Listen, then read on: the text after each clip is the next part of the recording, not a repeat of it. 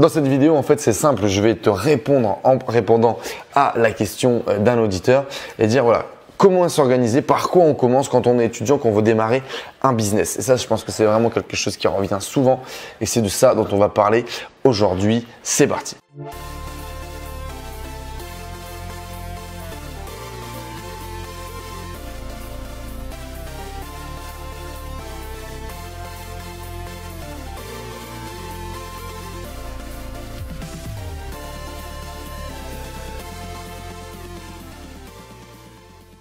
Yo, salut la famille, j'ai reçu un message de Mélissa et j'aimerais vous partager un petit peu son histoire et répondre en fait à sa question en vidéo parce que je suis persuadé que ça peut tous vous intéresser. Donc je vais tout de suite vous partager simplement son message. Salut Enzo, j'ai 22 ans, je suis actuellement en master de droit en affaires pour devenir avocate et je suis également prof de danse. Je suis également aussi danseuse pour pouvoir gagner un peu de thunes pour payer tout ça. Je suis donc super occupé, j'ai compris jeune que je ne pouvais pas être occupé à ce point pour travailler pour quelqu'un. J'ai une capacité de travailler 60 heures par semaine. Alors pourquoi ne pas simplement le faire pour moi?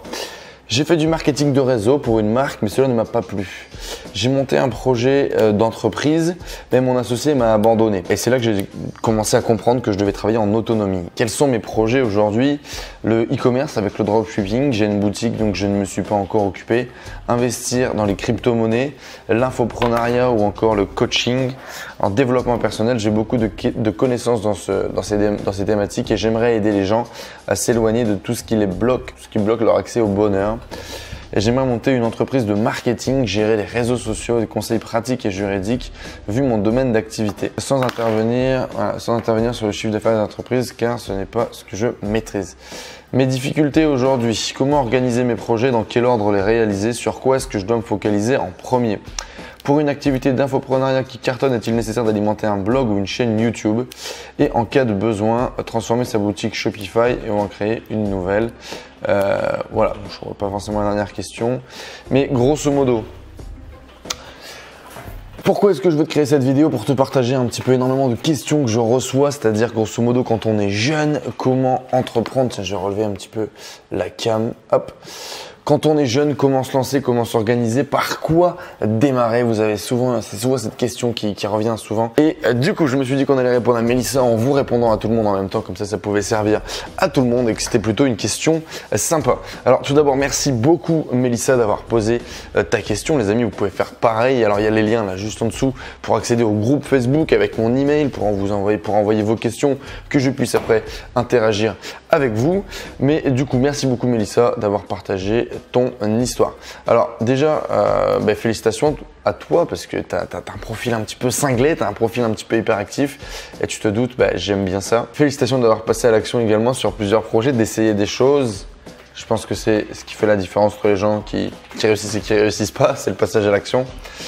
Comment organiser ces projets? Dans quel ordre me focaliser en premier? Je conseille souvent, si tu veux, pour démarrer dans l'entrepreneuriat, pour commencer à créer quelque chose, de partir d'une communauté. Donc moi, ce que je te recommande là-dessus, c'est si aujourd'hui, par exemple, tu veux lancer un business dans le dropshipping ou dans l'infoprenariat, commence à développer une communauté autour de la thématique. Ça peut vraiment se développer en side et vraiment aller assez rapidement finalement à donner des résultats sans vraiment que ça te prenne 8 heures par jour. Donc je pense vraiment que ça peut être cool de commencer à générer des communautés, des gens autour d'un intérêt commun, des gens autour d'une passion commune, des gens avec un problème commun. Et donc ça, tu commences à créer par exemple un groupe Facebook, une page Facebook et tu essaies de l'alimenter par exemple tous les jours avec un contenu écrit, vidéo, etc. Et puis assez facilement comme ça, tu vas commencer à générer un intérêt autour d'un groupe de personnes bien ciblées. Ça pourra te permettre de lancer dans un deuxième temps une boutique en dropshipping, un programme en infoprenariat ou en coaching, etc. Donc ça, c'est vraiment genre une petite pierre, tu te mets une petite routine de création de contenu que tu crées autour de communautés, autour de groupes. Mais du coup, je démarrerai D'abord, l'activité de prestation de service. Alors, tu parlais une entreprise de marketing. Je vais prendre pour généraliser un petit peu, grosso modo, la prestation de service. C'est d'ailleurs très drôle parce qu'il y a une deuxième personne qui recommande ça aussi beaucoup. Et c'est cool parce que c'est mon associé, c'est François Denis. Et du coup, ouais, moi, je pense que c'est vraiment une très bonne chose de démarrer dans la prestation de service parce que ça va te permettre de gagner en compétences, d'avoir tes premiers clients, de commencer à générer de l'argent tout en continuant d'apprendre. Et il y a des sites aujourd'hui comme Fiverr ou comme 5euros.com, on vous met tous les liens là dans la description, qui vont vraiment vous permettre, si tu veux, de démarrer très vite, de trouver déjà une audience, de trouver des gens qui sont prêts à acheter tes services assez rapidement, pratiquement en un claquement de doigts. Le dernier test qu'on a fait, on a créé des fiches produits sur 5euros.com avec un profil vierge. 2 jours après, on avait les premières commandes et les premières reviews sur la page. Donc ça, c'est vraiment super intéressant. Donc vraiment, je te conseillerais de démarrer par là. Ça va te permettre de gagner en confiance en toi, d'avoir tes premiers clients, de générer tes premiers euros à travers Internet, d'avoir tes premières reviews et puis de commencer à réaliser des choses qui va te dire ok, ça j'aime ça j'aime pas ça, etc. Et du coup, tu vas vraiment engranger de l'expérience qui va te servir après pour tout ce que tu peux lancer. Et après, dans un deuxième temps, je ferai les projets un petit peu plus costauds, etc. Concernant l'investissement sur les crypto-monnaies, je te conseille vraiment d'investir un petit peu, tout simplement une proportion de l'argent qui te reste, que tu peux dépenser tous les mois. Tu en mets une petite partie sur les crypto-monnaies. Si tu fais ça tout le temps, finalement, tu vas lisser ton investissement et tu vas également lisser le risque et la variance sur le long terme. Donc, un petit peu d'argent tous les mois sur les cryptos, par exemple, comme on pouvait le mettre à l'époque sur le livret A. Je pense que c'est vraiment une très bonne idée. Pour une activité d'infoprenariat qui cartonne, est-il nécessaire d'alimenter un blog ou une chaîne YouTube? Ces deux canaux qui sont différents. Il y a ces deux canaux, un canal sur lequel tu vas faire plutôt de l'écrit et un autre canal sur lequel tu vas te faire de la vidéo. Dans tous les cas, moi je te conseille vraiment d'avoir les deux supports. Parce que dans tous les cas, par exemple, quand tu vas vouloir commencer à créer des pages de capture pour capturer les emails de tes prospects ou de créer un espace membre, ce sera cool, tu vois, d'avoir un site internet, d'avoir un blog et tu pourras l'utiliser. Et dans tous les cas, moi aujourd'hui, je crois beaucoup en la vidéo. Et dans tous les cas, ta vidéo, tu vas l'héberger sur YouTube parce que c'est un moteur de recherche génial. Dans tous les cas, quand tu crées un contenu sur YouTube, il sera référencé sur Google et ça va, tu vois, ça peut vraiment améliorer ton trafic naturel. Donc, je te conseille vraiment d'avoir les deux. Moi aujourd'hui, j'ai les deux, mais par exemple, tu vois que la chaîne YouTube est à jour alors que le blog ne l'est pas du tout. Mais voilà, en tout cas, j'ai quand même un blog et sur lequel je crée aussi mes pages, etc. Je crée mes redirections. Donc, je pense qu'il est intéressant d'avoir les deux, mais mettre le focus bien évidemment sur la création de vidéos, sur la chaîne YouTube. En tout cas, c'est ma vision aujourd'hui. En cas de besoin, transformer ta boutique Shopify en une boutique. Grosso modo, ta boutique Shopify, elle fonctionne pas, t'en crées une autre, quoi, en fait. Tu pourras garder en fait tout ce qui est thème, etc. et tu pourras répliquer sur une nouvelle boutique. Mais grosso modo, ta boutique, tu la fermes et t'en crées une autre. Tout en gardant, si tu veux, tout le travail, par exemple, de mise en forme que tu avais fait sur ta première boutique. La dernière question que je pourrais te répondre, c'est vraiment quand tu me parles de tes horaires, tu travailles aujourd'hui plus de 60 heures par semaine, comment t'organiser? Je pense qu'il doit être super important d'avoir des routines. Alors des routines, pourquoi pas au réveil, des routines de travail, des routines au coucher, pour être sûr, par exemple, de réaliser tes actions, de tester les différentes formes d'organisation, soit faire tes actions par batch, c'est-à-dire que tu fais toute ta programmation de contenu en une journée pendant 3 heures pour toute la semaine, soit effectivement essayer de regrouper tes tâches par cohérence pour garder ta motivation. Je te conseille effectivement d'essayer de regrouper, d'optimiser ton temps. Donc par exemple pendant les transports, tu vois, tu te formes.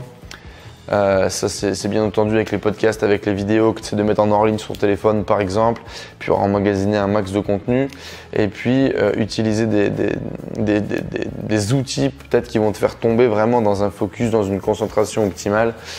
Comme par exemple brain.fm que j'utilise si tu veux, la musique qui te rentre un peu dans la tête pour t'aider à te concentrer. Donc vraiment voilà, essayer de bien t'organiser, de faire dans tous les cas des rushs de 90 jours. C'est-à-dire que là, si tu te lances par exemple sur la prestation de service et le développement d'une activité en prestat de service, eh bien, je t'invite clairement à ne pas lever le nez pendant 30 jours, pendant 60 jours, pendant 90 jours, mettre en place tout un plan de bataille sur 90, t'y tenir et au bout de 90 jours, tu verras ce que tu fais. Mais si tu te mets à aller un petit peu dans tous les sens et à vouloir développer un petit peu tous les projets en même temps, malheureusement, il y a peu de chances pour que tu ailles au bout, pour que tu ailles dans les bonnes conditions, pour que tu aies les résultats attendus. Donc voilà un petit peu ce que j'ai à te dire par rapport à ça en termes d'organisation et en termes de démarrage. Donc Je répète rapidement, démarrer par la prestation de service, gagner en confiance, faire ses premiers clients, commencer à générer ses premiers euros sur Internet, puis avoir une vision plus globale de ce que tu as envie de faire et de ce que tu es capable de faire. Et puis ensuite, eh bien, enchaîner les projets. Vu qu'on aura commencé à encaisser de l'argent, on va pouvoir commencer à investir un petit peu en publicité. On aura une meilleure vision sur ce que l'on peut faire, sur ce que l'on sait faire, sur les compétences que l'on doit apprendre également pour développer un business. Et puis, on aura commencé à améliorer aussi notre relation et clientèle qui va être essentielle pour développer n'importe quel business sur Internet. Je pense que j'ai répondu à ta question. N'hésite pas à me dire en tout cas en commentaire ce que tu en as pensé. Si tu veux également me poser tes questions, n'hésite pas, c'est juste en dessous en commentaire. Abonne-toi à cette chaîne YouTube si ce n'est pas déjà fait. On est aujourd'hui plus de 8000 à parler d'entrepreneuriat, notamment d'entrepreneuriat sur Internet, et puis à créer une communauté pour avancer tous ensemble vers notre liberté géographique, financière, vers vivre nos rêves, tout ça. Je te dis à très vite dans une prochaine vidéo. Merci beaucoup de participer, de partager cette communauté d'entrepreneurs 2.0. Je te dis à très vite. Ciao, ciao.